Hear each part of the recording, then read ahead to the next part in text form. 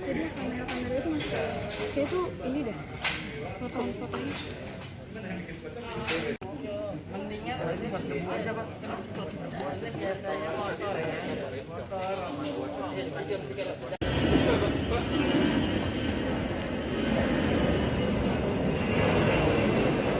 Itu foto. Oh gitu. Ini ibu saya nih.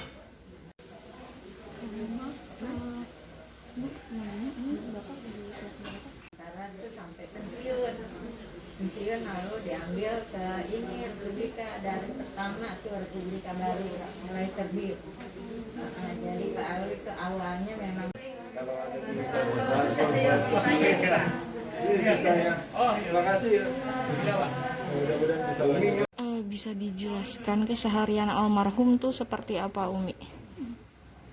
maksudnya Almarhum orang yang seperti apa untuk orangnya Umi? baik, tanggung jawab sama anak. Dari muda sampai tua tuh orangnya baik emang. Sama anak nggak pernah marah, Nggak pernah, Umi. nggak pernah mukul, nggak pernah apa. Nah, ketika anak salah, Kenapa? biasanya almarhum seperti apa? Umi yang marah. Umi yang marah. Kalau Abah sih enggak. Abah lebih ke mana? Ngasih tahu aja gitu. Kenapa iya? Jadi Umi yang marahin gitu.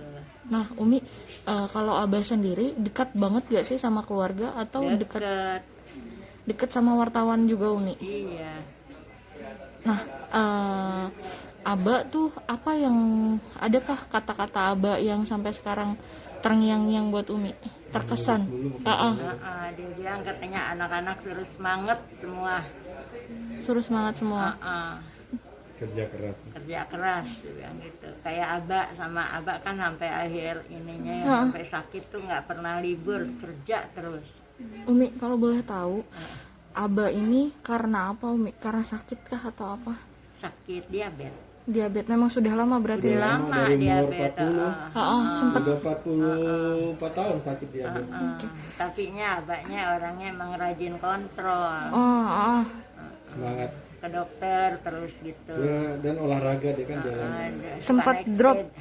Sebelum meninggal sempat drop Iya. berarti. Iya, Dibawa ke rumah sakit kah, Umi? udah berapa kali ya, nggak apa-apa ya. Kita kontrol pakai dokter datang udah agak penting lagi drop lagi. Jadi memang kelihatan. Dulu suka dirawat di rumah sakit. Oke. Tapi lagi kayak gini kita ngeri gitu. Takut Umi nggak kasih, soalnya takut ini. Umi, pesan terakhir dari Abah apa, Umi? Pesan terakhir dari Abah ngomong Nggak sama. pesan apa-apa kok, minta maaf aja sama semuanya. Oke. Abah 25. Berarti Umi sama Abah ada perbedaan usia 17 dan 25 tahun. Itu orang dulu ya masih suka antara orang tua sama orang tua. nyalon-nyalonin gitu. Perjodohan berarti ya, Umi ya. Tapi saat itu nih masih sekolah atau udah lulus? Baru lulus dari SMA. Mi, kalau dari sikapnya Abah yang romantis apa sih, Umi? Abah sih nggak romantis orangnya. Tapi dia lebih ke cuek atau gimana, Umi? Iya, cuek aja gitu orangnya, tapi baik orangnya, nggak pernah ribut kok. Mi, kalau kayak ngasih anak yatim itu menjadi rutinitas atau? Rutinitas, kalau tiap Jumat aja deh suka sedekah terus sama anak-anak kecil gitu. Sama Jumat. kalau itu juga tuh apa zakat tuh, Hah? segala satpam, segala tukang ojek, apa semua dikasih sama Abah. Sampai kadang-kadang kita sampai mana nih uangnya, habis disedekahin sama orang kalau dapat gaji ya kan. Berarti memang dipandang baik sama orang-orang, sama keluarga juga ya, Umi ya.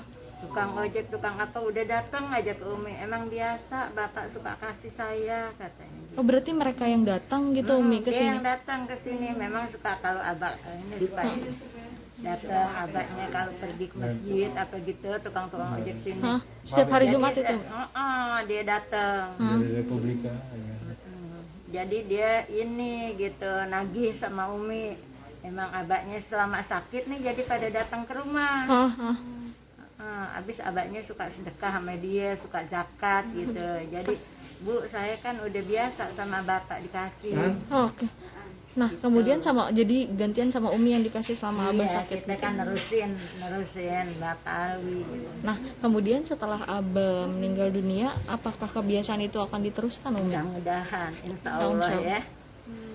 Oke, siap Umi. Mudah-mudahan ada. Pak, namanya siapa Pak? Saya Yusuf Reza Sahab, saya anak pertama, anak kedua dari Pak Alwi Sahab. Anak pertama dari 6 bersaudara. Dari 6 bersaudara. Oke. Bapak bisa dijelasin almarhum kesehariannya seperti apa dan orang yang seperti apa untuk Bapak? Almarhum orang yang sangat baik ya, sangat take care keluarga dan sangat berdedikasi sama keluarga. Dia bertanggung jawab menghidupkan 6 anak sampai berpendidikan tinggi semua, kuliah dengan gaji wartawan. Saya juga sangat, sampai sekarang saya juga mikir bagaimana bisa gitu dengan kita hidup pas-pasan, tapi Bapak itu luar biasa dedikasi juga. Ya, sampai akhir hidup pun jadi wartawan saya pikir ya, karena tulisan terakhirnya kan 2 tahun yang lalu ya, kalau Republika tahu kan dia juga terus-menerus nulis sampai terakhir sebulan 2 bulan yang lalu dia bilang mau nulis lagi tentang apa, sejarah Jakarta. Ya, dia masih mengikuti, dia sangat hafal mengenai Jakarta dari mulai si Pitung, dari Dasima sampai semua kan buku di Republika diterbitkan udah ada 25 buku dan yang lainnya ada 30 buku lah ya total ya. Kan lihat di situ ya, dari situ bisa dilihat bagaimana dia hidupnya ingin didedikasikan buat wartawan aja sebenarnya. Dia dari wartawan dari umur 22 tahun ya, sebelum ke 21 tahun maaf. Dia kerja di APB dulu, waktu belum ada Antara, belum ada apa-apa, Asosiasi Press Arabian Press Board, kemudian pindah ke Antara, kemudian ikut mendirikan dari awal dengan Republika ya, dari waktu Republika berdiri ikut berdiri dengan Pak Parli Hardi dan lain-lain. Dari Antara pindah ke setelah pensiun dari Antara pindah ke Republika. Sampai sekarang pun saya juga lihat nama Bapak masih ada di Republika, masih ada sebagai staf redaksi. Jadi Bapak nggak pernah putus. Pikirannya hanya satu, ingin nulis saja. Dan kemarin juga banyak dari mahasiswa sampai setahun yang lalu masih ada ya. Sekarang ini kita udah stop karena Bapak kan udah kondisi udah drop ya dalam 8 bulan terakhir. Tapi sampai setahun yang lalu masih ada mahasiswa bimbingan sejarah segala macam. Jadi dia senang membantu orang lain lah. Hidupnya untuk dedikasi ya, saya nggak bisa lakuin yang sama. Cuman dia hanya minta kita kerja keras, semangat, yang terbaik apapun yang bisa kamu lakukan gitu. Itu aja yang selalu dipesankan sama dia. Semasa hidupnya apa yang bisa dipetik dari pelajaran Abah sendiri? Yang saya lihat dedikasinya sama silaturahminya. Dia berkunjung ke semua orang, dia dekat dengan orang yang paling bawah, sangat orang-orang. Dia senang sama orang yang susah ya, dia bisa membantu orang susah, dia senang. Itu yang saya ingin sekali mencontohnya gitu. Silaturahmi kemana-mana, dia bisa ada organisasi kan yang didirikan di Depok, ada di mana waktu dia tinggal. Dia inginnya hidup berdedikasi untuk orang lain lah. Pak, tadi kata Umi, Abah bukan sosok yang pemarah gitu, lebih Umi yang marah kalau ke anak-anak. Saya belum pernah seumur hidup saya dimarahin. Jadi kadang-kadang bapak saya tuh, saya nggak pernah dimarahin ya selama hidup saya ya.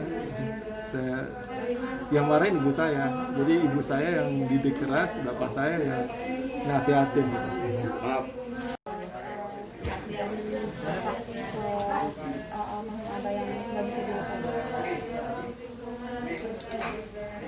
Saya lihat saya yang nggak bisa ini silaturahmi. Dia selalu berkunjung kemana saja, orang sakit, orang apa, orang meninggal, dan membantu orang gitu. Itu yang saya sangat berkesan sama beliau adalah setelah bapak nggak ada, setelah bapak saya banyak yang saya lihat. Saya nggak tahu tadi bapak banyak ada orang yang dibantu. Saya nggak tahu setelah bapak sakit. Jadi setelah bapak sakit berapa lama kan orang yang tadi dibantu kan mungkin nggak dibantu lagi kan nggak tahu gitu kan, akhir datang kita baru tahu begitu banyaknya orang yang dibantu oleh bapak. Pesan terakhir dari Aba sendiri apa? Ya dia cuma bilang semangat ya, keren. Ini isi saya, Kali-kali semangat. kerja keras. Dia senang orang yang berkarir. Abah itu senang orang yang berkarir, saya sebagai menantunya dia juga senang kalau saya itu bekerja, mencari uang, membantu suami, berusaha bersama. Dia selalu doain itu. Dia nggak senang perempuan tuh yang di rumah aja tuh, dia juga kurang begitu senang. Dia mau senang perempuan bisa berkarir gitu loh. Jadi semua anaknya kan pendidikan tinggi S1. Jadi di keluarga kita biasa di keluarga Arab kan masih ada bapak agak berbeda di situ. Dia gitu. Dia senang kalau kita tuh Mungkin bisa diceritakan selama Abah Alwi di Republika dan apa pelajaran bisa dipetik selama dia ini. Ya, terima kasih ya. Jadi kita terus terang kehilangan yang luar biasa atas sosok jurnalis yang teladan sekali. Karena apa? Sampai usia yang sudah menua saja, Abah itu masih tetap bersemangat untuk reportase. Itu jauh melampaui junior-juniornya untuk semangat mencintai profesinya ini. Dan Abah ini sosok yang begitu lengkap.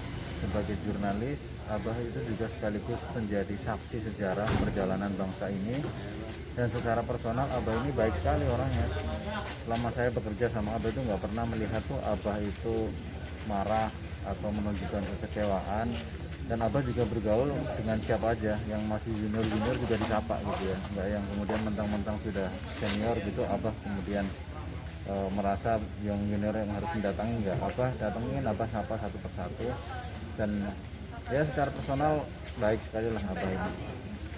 Pelajaran yang bisa dipetik semasa hidupnya apa? Untuk Ya, generasi satu, Abah ini kalau nulis sebagai jurnalis ini saya banyak belajar. Abah ini kalau nulis sangat detail, digambarkan satu persatu, kemudian juga perspektifnya itu kaya. Jadi tidak hanya ngambil dari satu sudut pandang benar atau salah, enggak, tapi Abah kaya sekali perspektif sehingga pembaca bisa melihat sendiri secara lebih utuh dan komprehensif. Kemudian Abah ini hafal tanggal, tahun, peristiwa-peristiwa penting pada saat menuliskan itu dicantumkan sehingga datanya pun menjadi valid dan verified ya, kita bisa belajar dari situ. Kemudian yang namanya reportase, Abah itu ya reportase, menyaksikan langsung dengan panca inderanya, bukan sekedar puas hanya dengan statement orang, tapi Abah cek langsung ke lokasi, ke lapangan. Dan Abah ini punya kebiasaan jalan kaki yang cepat sekali, sehingga bisa detil-detil kanan kiri yang dilihat itu bisa dilaporkan di situ. Dan Abah satu, idealis, nggak bisa terbeli. Mau dibujuk apapun, kalau Abah enggak. Kalau dia harus nulis tentang itu, ya ditulis. Itu luar biasa saya tahan Abah. Untuk tulisan terakhir yang almarhum Abah disumbangkan apa ya? Kalau nggak salah Abah menulis tentang sejarah gedung Bapenas yang di Menteng itu di sekitar bulan Juli kalau nggak salah, tahun lalu atau tahun ini ya saya lupa, tapi yang dimuat secara online itu setahu saya bercerita tentang gedung Bapenas. Nah Abah banyak tahu lah kalau urusan Jakarta itu karena memang tadi saksi sejarah, pelaku.